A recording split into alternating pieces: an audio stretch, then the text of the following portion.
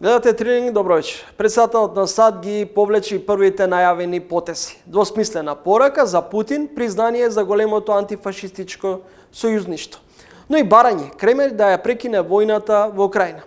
Нови војници на границата со Мексико. Панама и Гренланд, за нив нешто подоцна. Непредвидливоста и неизвестноста се стартните позиции за првите решенија на новиот американски председател. САД се наши стратешки партнери, но тривиално е заминувањето на Мицковски за Вашингтон, да се сведе на балканска ложа во Конгресот или за буџетот за патување. Дали е на сцена реобнова на американскиот економски хегемонизам.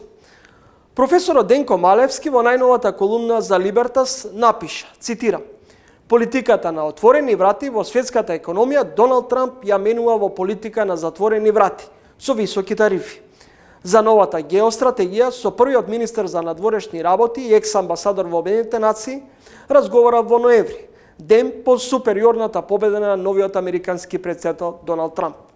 Еве дел од интервјуто со професорот и екс-амбасадор во Обединетите нации.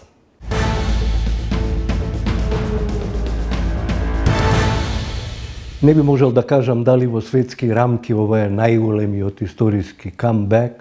Во секој случај, ова е еден од најголемите шокови кои што ги доживеа меѓународното општество на држави, затоа што точно се знаеше кој е Доналд Трамп, се знаеше за неговиот авторитарен лик, за неговиот американски национализам, за неговите политики, а сепак американците одлучија повторно да му дадат шанса. Кај нас во Македонија, како да 90% од политичарите, аналитичарите и обичните граѓани се радуваат на фактот дека Трамп се враќа во политиката.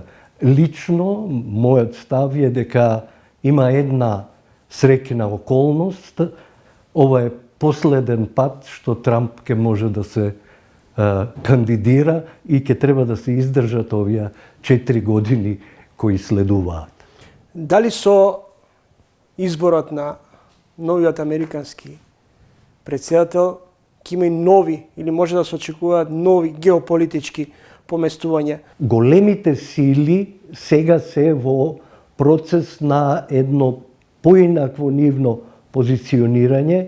Американската ера на тој како единствена голема сила завршува и заради тоа ние сме сега во една прилично деликатна ситуација како планета, така да кажам, да не се судрат тие големи сили и да не дојде до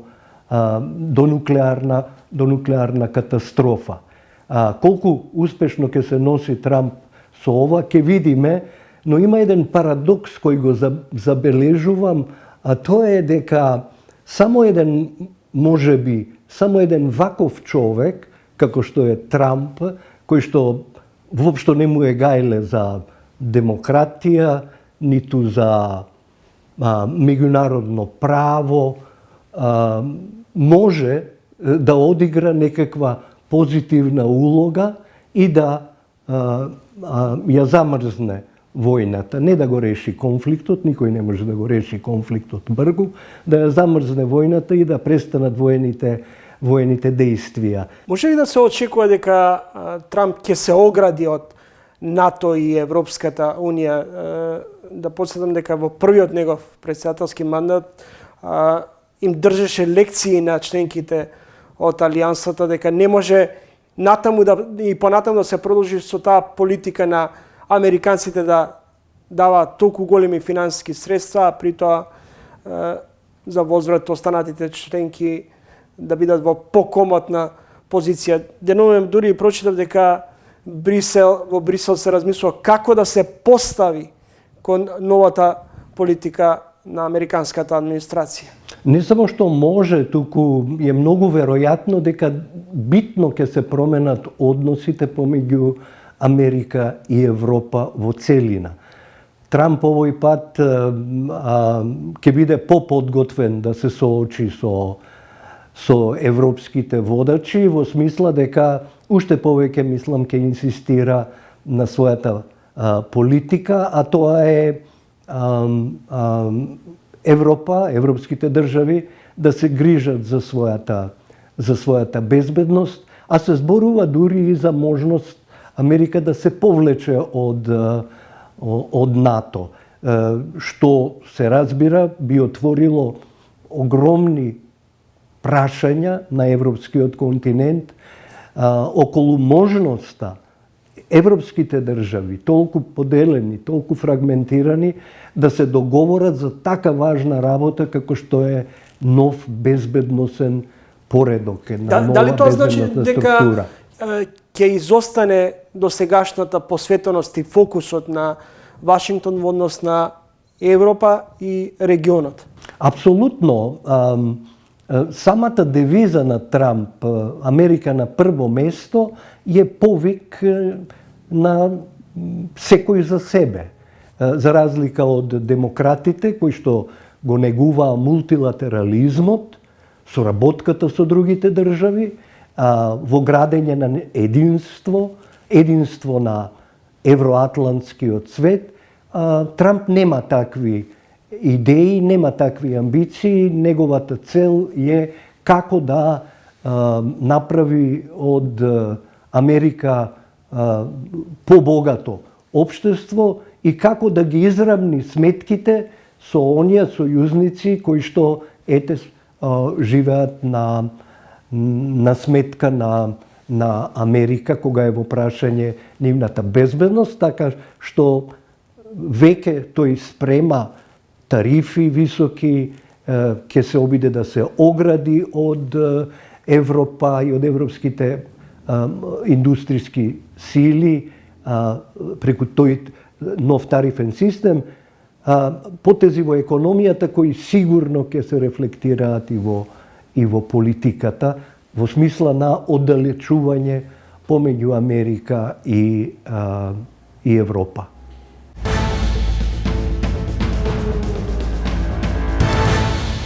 Во овалната соба на Белата куќа Доналд Трамп го внесе црвеното копче, што символично означува реакција во криза. Но за персоналот во Белата куќа ќе значи дека на претседателот му се пие Кока-кола. Се што гледате, што почнува економски раст на 3, на 2, на 1, рачунајте го дека е 0. Значи, за македонскава економија такви стапки на раст воопшто немаат никакво влијание. За жал, македонската економија во сите овие години наназад има најниски стапки на раст во однос на сите останати земји од нашето соседство. Ако продолжиме со ова темпо, да не зачудува дека можеме да дојдеме во ситуација да останеме и без храна или од ден на ден количините на наша домашна произведена храна се намалува. Расипани се критериумите. Кога велам корупција, воопшто не мислам на она што стандардно се подразбира давање пари и земање пари, директно од точка А кон точка Б. Туку мислам на расипаност, на пореметеност на критериуми. Немојте да го очекувате криминалот од некој мал трговец. Криминалот и корупцијата се случува на највисоките позиции. 2/3 од младите се функционално неписмени, податок на Светската банка. Почнаа некои реформи проформа, површни, од ужасно клиентелистички позиции. Во тоа време беше министар Никола Тодоров во владата на Груевски. И тука, мислам дека тука беше почетокот на крајот на македонското образование.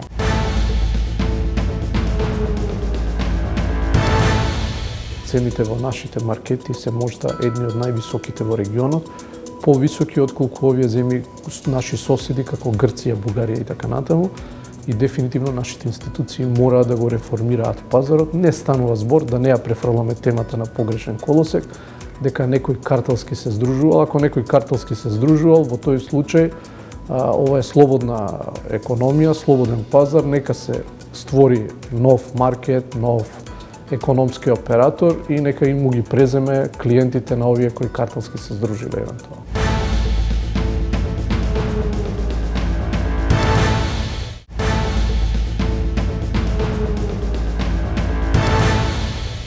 Стартот на економската и буџетска година со старите проблеми. Цените растат, платите стагнираат. Повлечена е и втората транша од унгарскиот кредит од 500 милиони евра за отплата на стар долг од меѓународните кредитори. Но затоа нефункционални се најавените кредитирање на компаниите од 250 милиони евра и уште толку за развој на општините. Расте и вкупната задолженост и очекуван пораст на буџетскиот дефицит од 4%. Тоа значи дека државната каса ќе биде во минус за нови 600 милиони евра, а веројатно и повеќе.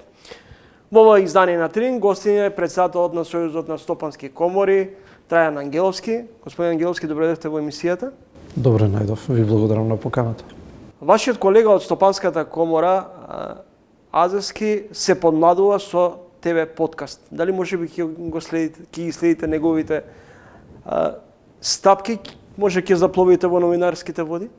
Ние сме професионалци пред да дојдеме на овие позиции како председатели на Сојуз на стопански комори, така да се трудиме да бидеме активни во бизнисот, а не во некои работи кои излегуваат од нашите професионални ангажмани кои ги имаме секојдневно. Нема намалување на цените во големите марките, а малите одат по нивни стапки. Дали постои картелско поврзување меѓу газдите и зошто како асоциација не реагиравте во изминатиот период? Во однос на цените и движењето на цените, особено ако е таргетот прехранбените производи, ние во повеќе наврати сме сигнализирале дека цените во нашите маркети, не поради самите маркети, поради поставеноста на самиот пазар, се на високо ниво. Зошто? Имаме прво енормно намалено домашно производство на многу прехранбени производи. Дали станува збор за житарици, дали станува збор за месо, дали станува збор за млеко и останати производи. Ослонети сме во најголем дел на увоз на овие производи, а последна точка од целата оваа реченица е имаме едни од највисоките царински стапки и на крајот на денот цените во нашите маркети се можда едни од највисоките во регионот, повисоки отколку овие земји наши соседи како Грција, Бугарија и така натаму, и дефинитивно нашите институции мораат да го реформираат пазарот. Не станува збор да не ја префрламе темата на погрешен колосек, дека некој картелски се здружувал. Ако некој картелски се здружувал, во тој случај ова е слободна економија, слободен пазар, нека се створи нов маркет, нов економски оператор и нека им му ги преземе клиентите на овие кои картелски се здружиле евентуално. Меѓутоа бевте гласни во однос на владината мерка за замрзнување на цените на производите. Би сакал да ве потсетам на замрзнувањето на цените. Се сеќавате пред отприлика година и нешто кога Министерството ги замрзна цените на зеленчукот и на овошјето? Што се случи во тој момент? Маркетите останаа празни. Веројатно увозниците увезувале по нереално ниски цени или по фингирани цени. Министерството ги замрзна цените на тоа ниво според документите кое е веројатно нереално и маркетите останаа празни. Фали надзор сериозен од надлежните институции, како Царинската управа, уште еднаш нагласувам, реформа на царинската тарифа. Значи, мора нашите царински стапки да бидат конкурентни и на исто ниво со останатите земји од нашето соседство и од европските земји. Не можеме ние да имаме енормно високи царински стапки кои ќе представуваат мотив за овие економски оператори да се занимаваат со нивно избегнување. Значи, мора да бидат поставени на реално ниво за да му овозможат на компаниите конкуренција помеѓу нив и ние на тој начин да добиеме производи по конкурентни цени. Дали постои двоен морал? Фирмите постојано добиваат неповратни буџетски субвенции, но никој не ги намалува цените ни производителите, ниту пак трговците. Кој најмногу трие раце? А институциите во оваа земја имаат во нивниот опис на задачи кои треба да ги извршуваат. Не име само собирање на даноците, туку овие институции треба да инвестираат во сопствената економија и да ги поддржуваат економските оператори, се со цел во следниот временски период да може да соберат адекватни даночни приходи од истите тие компании. Значи, онаму каде што евентуално е детектирано дека има злоупотреба, ги охрабруваме институциите да си настапат и да ја утврдат таа злоупотреба, меѓутоа најголемиот дел од компаниите работат според законските прописи и мислам дека нивната поддршка мора да продолжи во следниот временски период. Од каде ви информацијата, врз основа на што темелите информацијата дека најголемиот дел од компаниите работат според законски правила?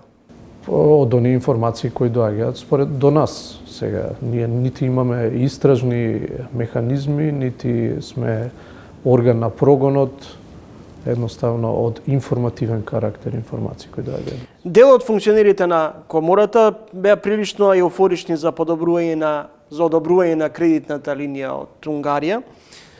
Ве прашувам како менаџер, дали би подигнале кредит ако не сте направиле претходно план, договор, концепт како ќе ги користите средствата? Ниеден кредит не се подига без план, без концепт и без бизнис план.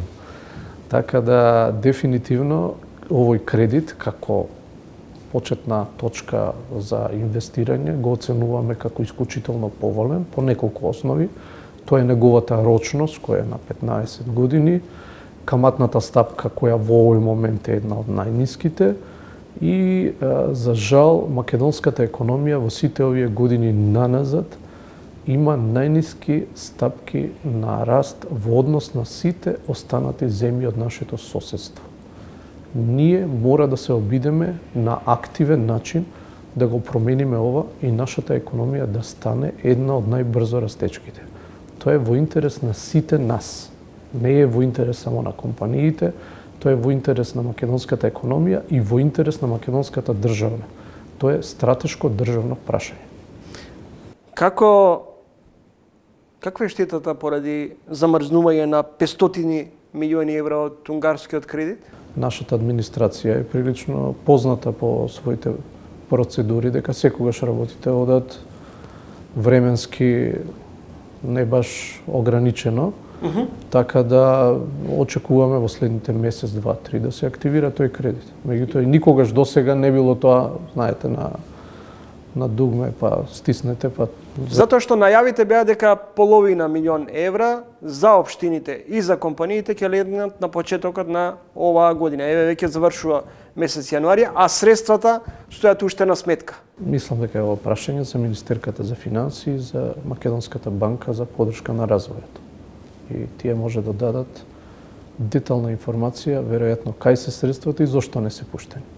Ние како стопанственици ги очекуваме ден порано, сметаме дека тие ќе представуваат навистина квалитетен импулс во нашата економија, затоа што ќе се раздвижи еден голем циклус на инвестиции, кога вие инвестирате во објекти, во основни средства, во трајни средства, ангажирате подизведувачи, вашите подизведувачи ангажираат нивни подизведувачи. Навистина, во голем дел од компаниите ќе се почувствува позитивно и овие 250 милиона нема еднократно да поминат само низ еден круг или циклус на компании. Сметаме дека навистина ќе има позитивен ефект. Некои од банките направија блок кон владиниот концепт за користење на кредитот од Унгарија, но дали истите банки државата индиректно ги штити што не плаќа солидарен данок? Не знам, тој солидарен данок, мислам, еве гледате и во Уставниот суд е спорен по неколку основи. Прво, солидарниот данок е ван сите правни нормативи и јас кој не сум правник, сум инженер, основно правило е дека не можеш да ги носиш нормативите и да важат ретроактивно, значи тоа е невидено и во нашата правна теорија и веројатно и во светската. И веројатно една од веројатностите е дека ќе падне тој данок, па можда и државата ќе треба да го враќа на крајот на денот. И тоа беше и дискусијата и во моментите на воведување. Второ, Европската директива беше за оние нереални цени за енергентите кои се наплатуваа за време на енергетската криза пред 2 години. Во нашава земја, за жал или за среќа, немаше премногу или скоро воопшто да немаше такви компании. Така да, навистина, ние не гледаме употребната вредност на овој данок, освен што предизвика еден лош преседан, ништо корисно не го веде. Во последнава декада се одобрени неколку стотици милиони субвенции во аграрот, но имаме и над 65% необработливо земјиште, 1 милиарда увоз на храна годишно. Каде е вината? И сега на ова што го рековте, ќе надодадеме дека од страна на државата и од одредени државни функционери во изминатиот временски период, за жал се мотивираше инсталација на обновливи извори на енергија на земјоделско земјиште. Ако нешто Европската Унија не дозволува, земјоделското земјиште кое треба да служи за производство на храна, да кажам примери, Кочанско, Штипско, Битолско, во Пелагонија, во нашата најголема житница, се случува да се инсталираат масовно фотоволтаични системи. А од друга страна, им забранувате на домакинствата да инсталираат на нивните домови, кои може да допринесат со навистина огромни количини на производство на оваа енергија на крововите, а крововите се знаете. Крововите сте поставиле фотоволтаици или не, на тоа место ќе бидат и на тој начин дополнително го пропастуваме земјоделското земјиште. И сето ова што го рековте доведува до еден логичен заклучок дека ако продолжиме со ова темпо, да не зачудува дека можеме да дојдеме во ситуација да останеме и без храна или од ден на ден количините на наша домашна произведена храна се намалува. Истото се случува со нашиот најпознат извозен производ од земјоделството, виното. Количините на произведено грозје од година на година енормно се намалува, така да едно време ако им забранувавме на земјоделците да го извезуваат грозјето во таква сирова состојба, сега ќе се доведеме до ситуација да нашите винари нема од кого да откупат. Препознавате криминал и спрега меѓу партиските врхушки и неконтролираните фармери и трговци? Не знам, не можам конкретно да кажам, меѓутоа за жал корупцијата и криминалот во нашава земја е на прилично високо ниво.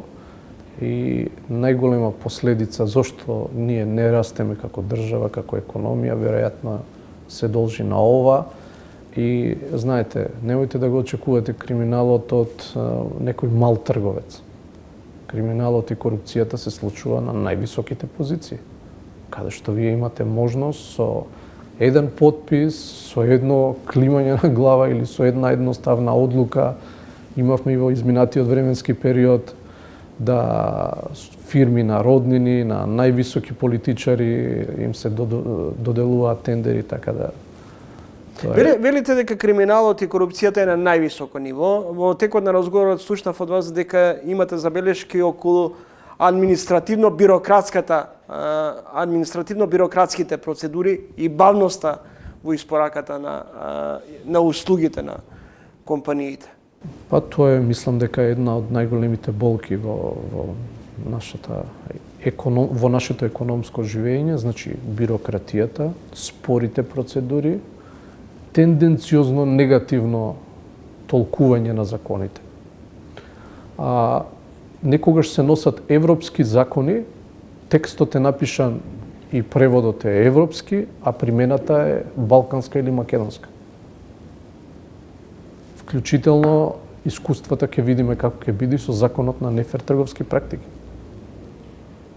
Значи таму има одреден круг на производи каде што треба да се елиминираат одредени бариери, треба да се толкува и веднаш излегоа со толкувања, квази тумачења и така натаму надвор од економската логика.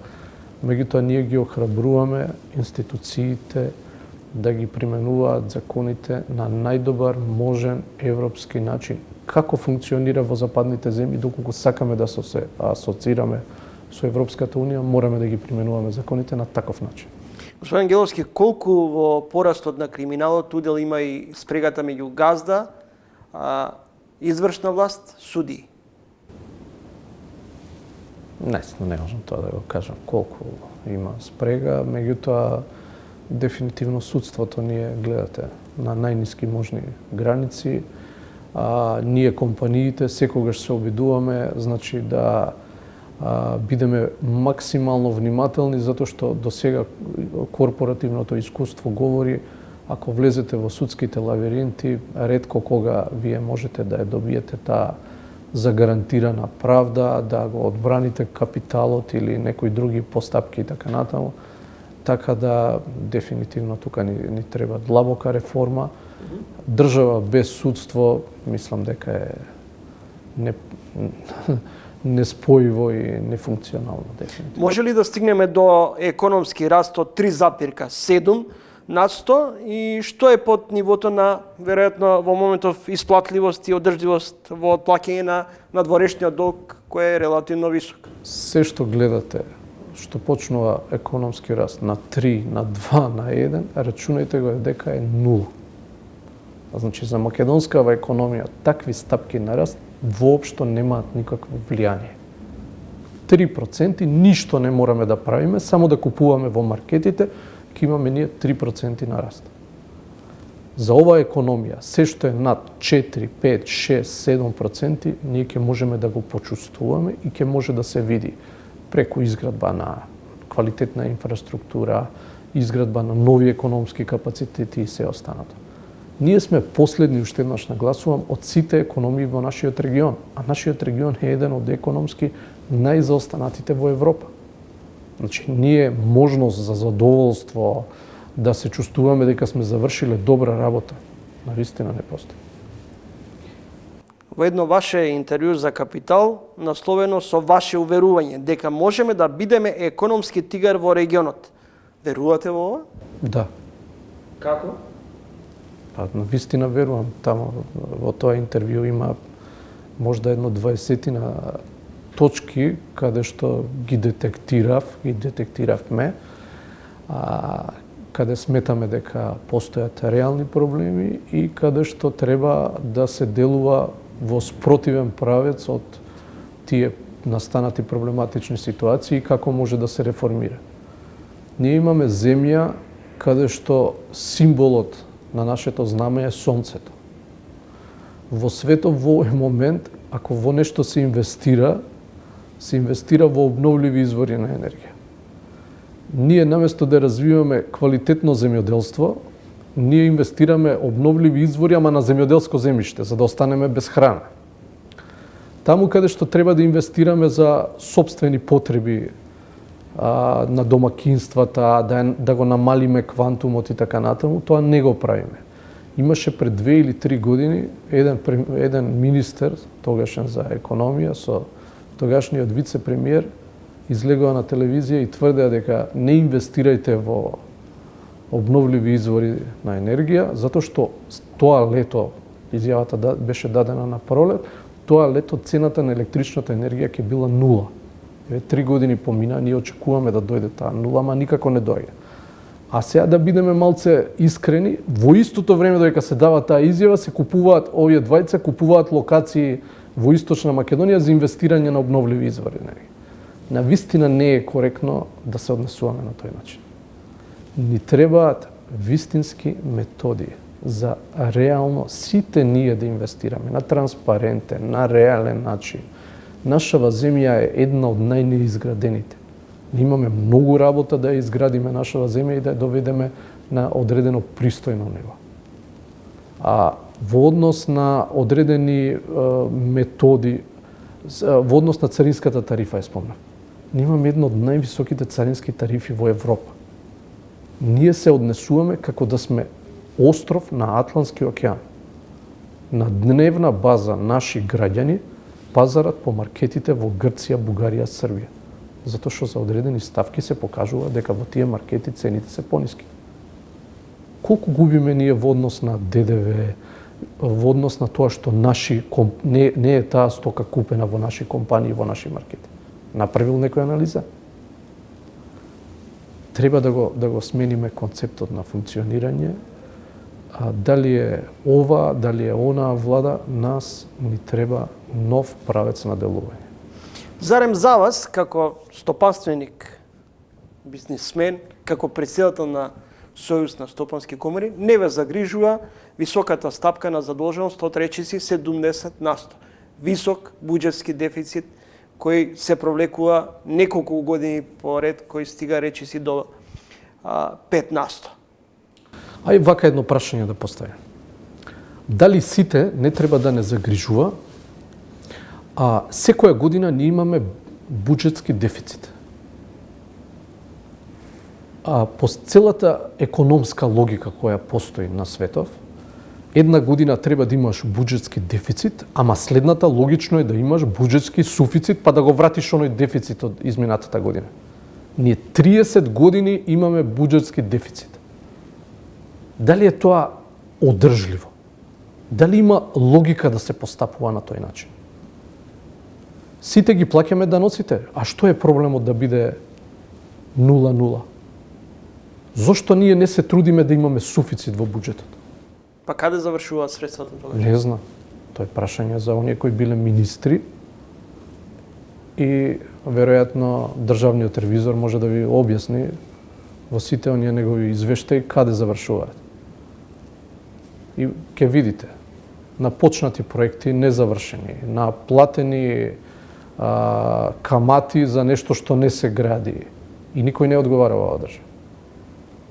Не е проблемот што ќе одговара за неплатените камати. Никој не одговара затоа што народов му давал плата, колку институции вие имате аплицирале во буџетот за одредени вредности и одобрени му се и не ги исполниле тие проекти и земале тие институции полна плата. Што работеле тие кога не ги аплицирале средствата, не ги завршиле проектите така натаму? Зошто да добијат цела плата на незавршени проекти? Дали вие ќе добиете цела плата доколку снимите една емисија, а не снимите 4 месеца? Логично е тоа. Значи мораме да се научиме да функционираме како во државен, така во приватен, да функционира горе-доле по учинок, по ефективност на работење. Државната администрација од ова ниво дефинитивно мора да се редуцира. Ги гледаме примерите со Словенија, земји од наша димензија, колкава државна администрација има. Дигитализација. Вие да поднесите барање за обновливи извори, е сега популарно, и вие имате тамо во една варијанта 40, 50, 60, 80 документи, е скратена 25. Па, освен еден или два од тие документи, сите останати документи се од она министерство да ги однесете во ова министерство, во ова институција. Што сме ние, поштари? Па нека ги разменат сами измеѓу себе. Нека си воведат дигитален систем, ние само да го поднесиме барањето, они нека се информираат меѓусебно дали ги исполнуваш барањата, дали ова имаш, дали ова, и нека ти ја издаде лиценцата.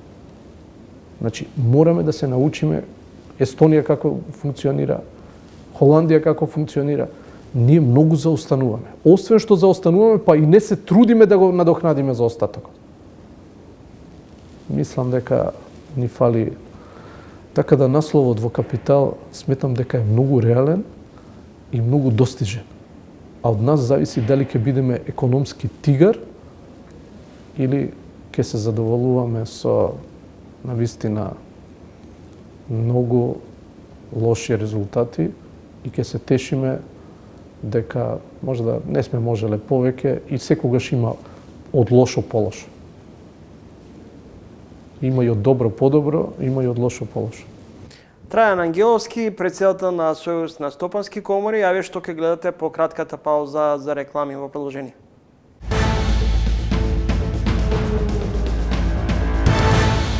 За жал не може да се каже дека нашите интелектуалци успеа да ја изборат таа позиција на независност. И доброволно многу често се ставија во некакви манипулативни политички процеси. Поларизацијата е еден од клучните механизми на оние кои што владеат, оние кои што управуваат со државата.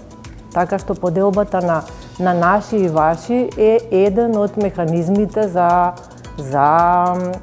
манипулирање, за разделување и за успешно владење.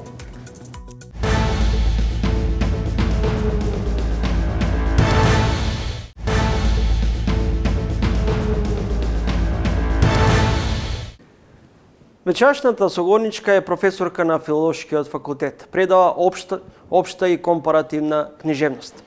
Ја добри државната награда Свети Климент Охридски. Добре ден за професор Маја Бојаджиевска. Добар ден.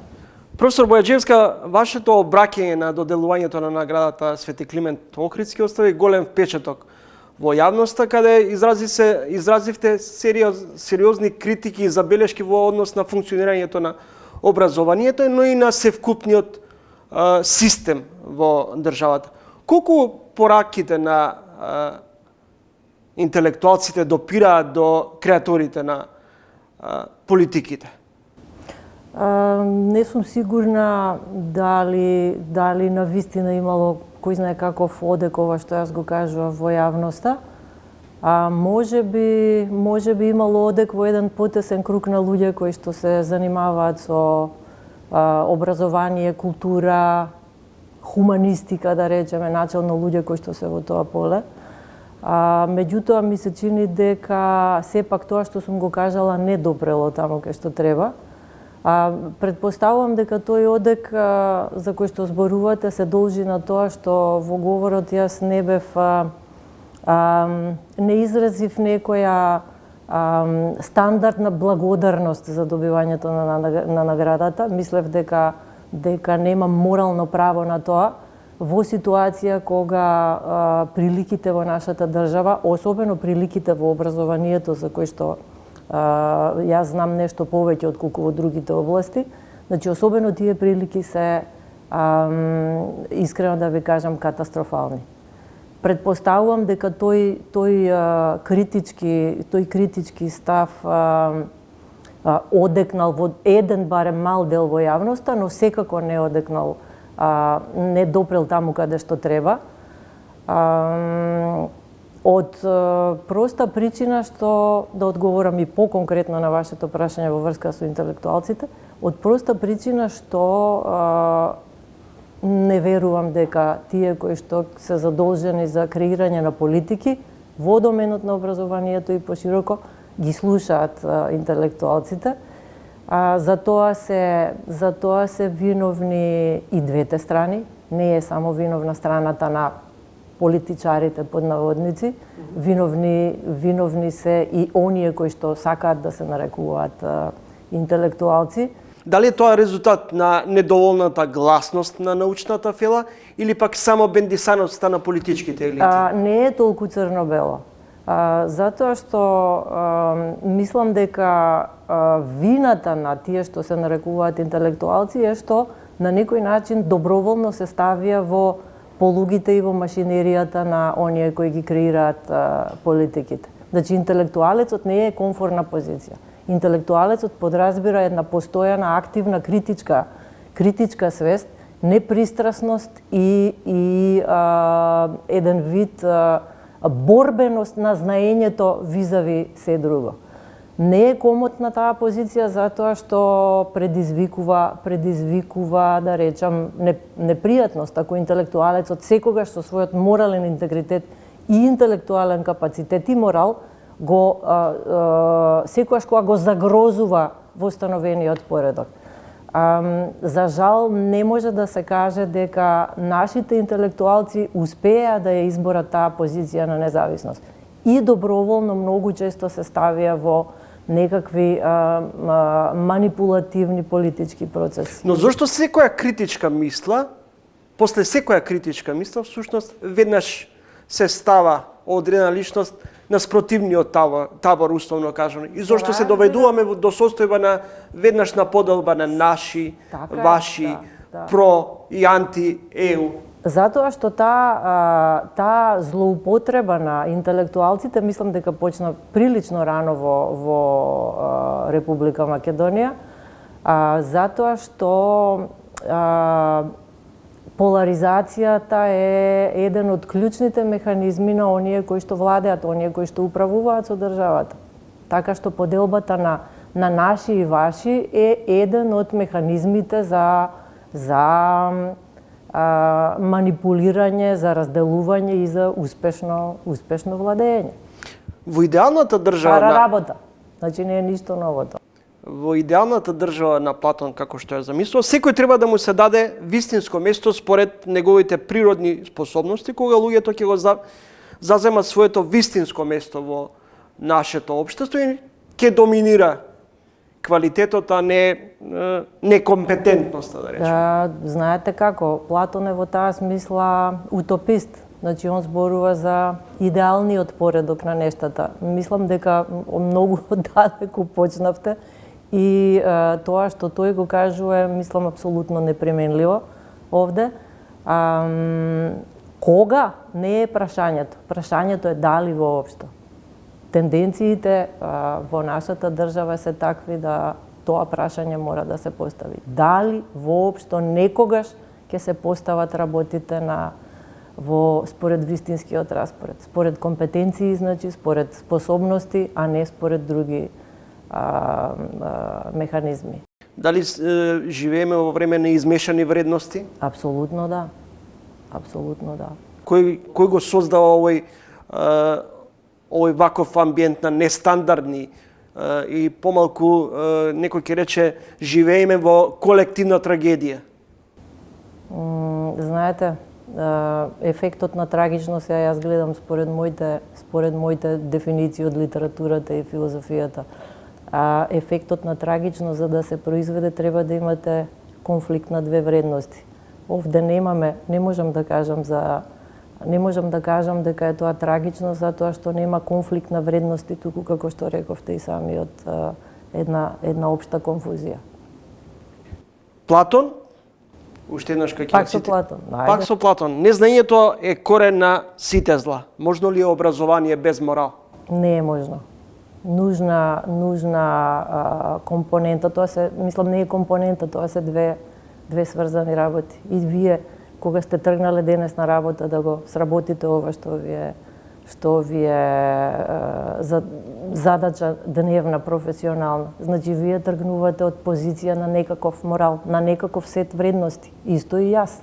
Во образованието тој сет на вредности е апсолутно клучен. Мене не ми се допаѓа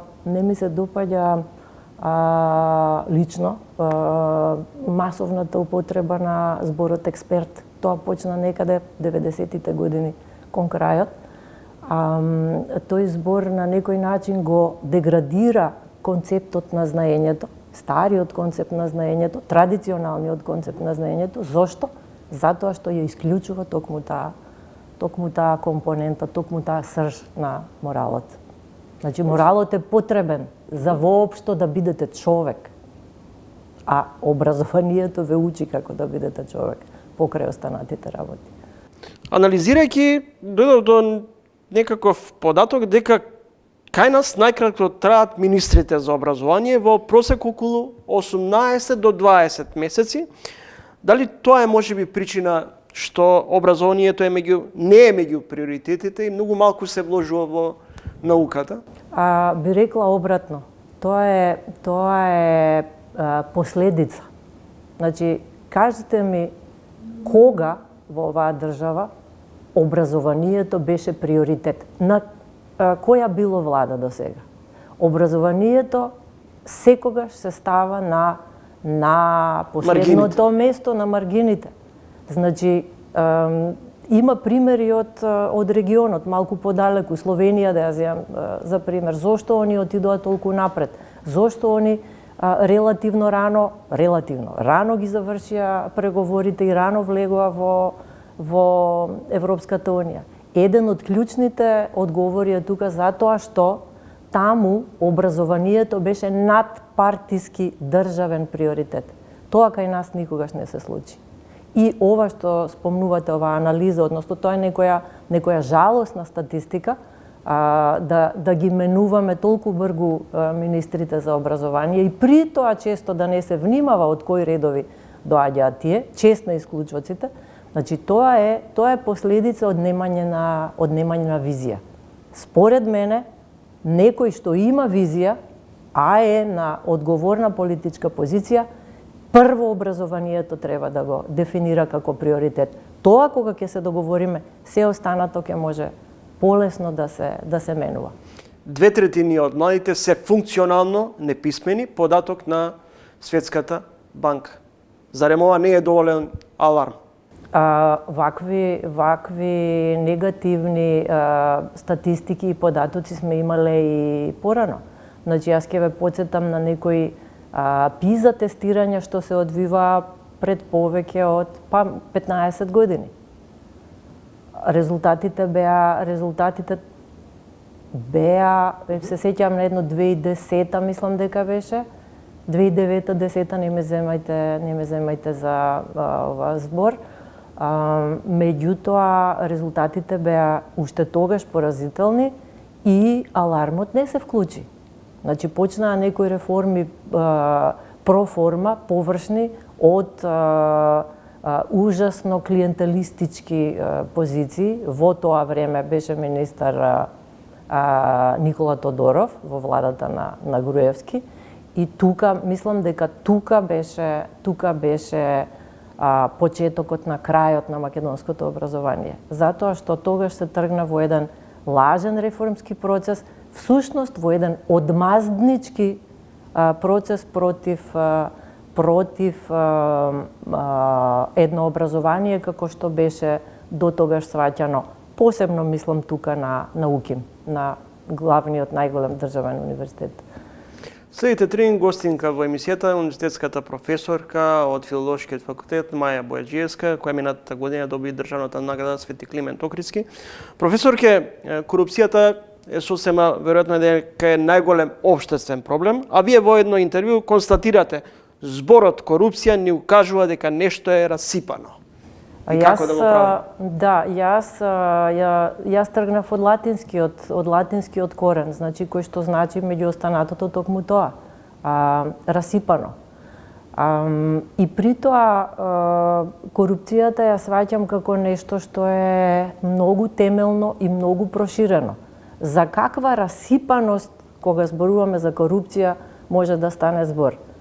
Мислам дека пред се расипани се критериумите. Кога велам корупција, воопшто не мислам на она што стандардно се подразбира давање пари и земање пари, директно од точка А кон точка Б. Туку мислам на расипаност, на пореметеност на критериуми. Еве, вие имате една афера, долго се влече по медиумите, во врска со образованието на еден избран директор на Агенција за национална безбедност. И тоа е всушност апла студиум практично, односно, како го викат, кейс стади на корупција. Зошто? Затоа што гледате, вие имате проблематична диплома по англиски јазик. Вие известуваа медиумите за проблематична универзитетска диплома и мислам и мастер некаков дека беше во прашање, која се стекнала за испити се положени за година дена или нешто такво просекс. Значи, тоа е кейс стади за расипаност на критериум. Очигледно дека тука ние сме ги разнишале сите можни цврсти критериуми кои што сведочат за нечие образование или според кој што нечие образование треба да се одвива и да се стекнуваат звањата. И кога ви се вас тие дипломи, кога има проблем во оценувањето на нивната објективност, значи тогаш е очигледно дека е корупцијата сеопшта. За таква корупција зборувам, значи за расипаност на критериуми по сите можни основи. Каде води политиката на постојани поделби во општеството? Никаде не води. Не може да одите да се делите постојано до бесконечност и да сакате некаква попозитивна иднина за целата заедница. Никаде не води, апсолутно никаде. Зошто се помалку се зборува за меѓуседна соработка, недостиг од емпатија, солидарност? Дали ова состојба на постојана поларизираност во општеството сушност се тргнува од индивидуата, а не на место да се гледа од аспект на колективизмот, на заедништвото? Пак не би одела по таа или логика. Знаете, повторно ова би го поврзала, овој процес на поларизирање и на поделби, пак би го поврзала со образованието во поширока смисла на зборот. Зошто? Знаењето е клучно за се. Па и за ова што го нарекувате негативна општествена појава и поларизација.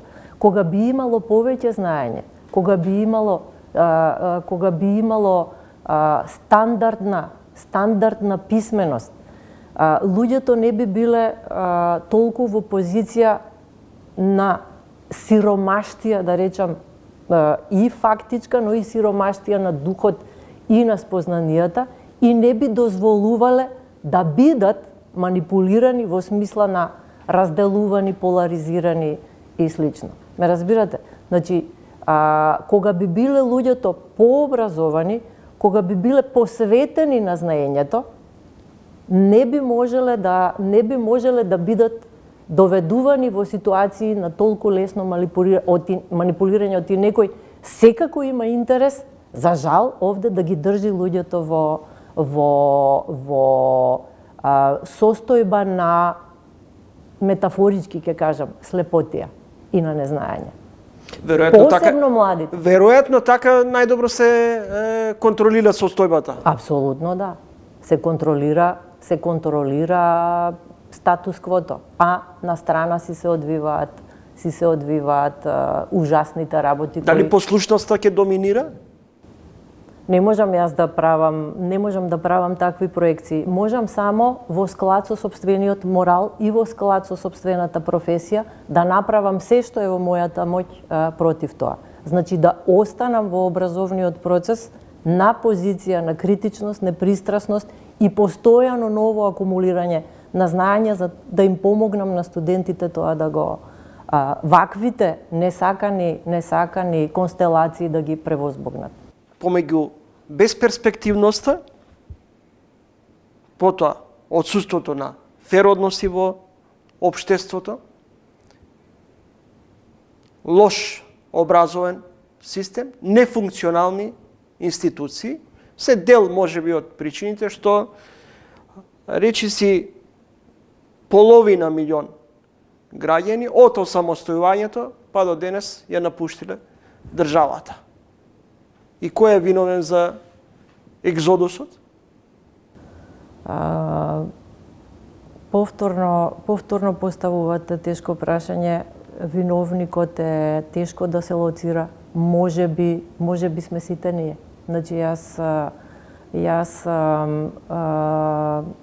не сум отпорна на самокритика, напротив практикувам доста често такво нешто, затоа што сите ние, нашите генерации, не успеавме да створиме можност за тој огромен број млади луѓе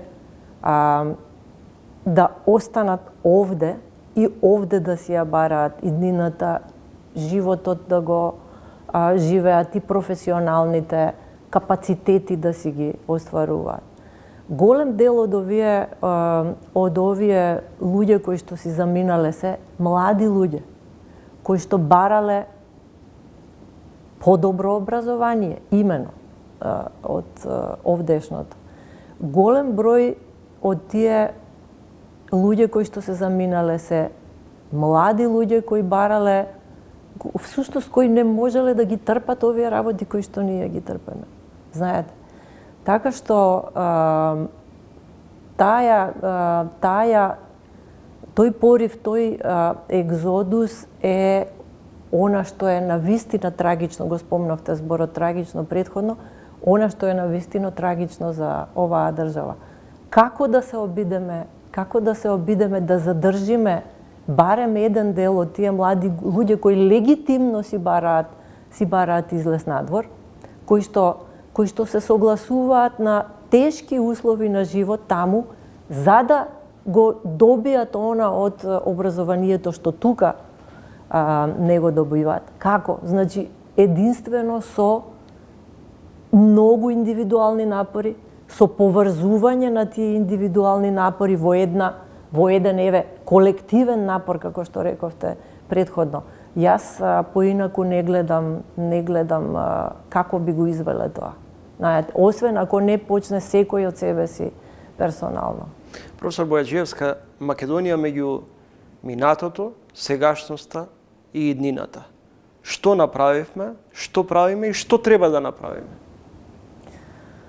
Јас не можам да направам некој план во чекори што би требало да направиме, но пак ќе кажам, морам да почнам од оној ограничен опсек на мој интерес. Можеме да бидеме посамокритични, поотворени, похрабри и попосветени на она што и досега сме го работеле со, да речам, проблематичен успех. Не гледам друго освен пак тој персонален пристап да се подобри, за да како личен пример го подобриме и евентуално да ја подобриме и перцепцијата за тоа што го работиме секој поединечно во своето поле. Вие верувате ли во тезата дека ако не можеме во Европската Унија, тогаш дома ќе се европеизираме? Не верувам во таа теза. Не верувам во таа теза. Ви кажав, верувам само во една искреност, храброст и персонален напор. Тоа е што го цитиравте, ми се чини дека стана една политичка флоскула, така што во тие сфери не би навлегувала. Ви благодарам за разговорот и гостувањето. Ви благодарам за поканата. Професор Маја Бојаджиевска од Филолошкиот факултет, добитничка на наградата Климент Охридски.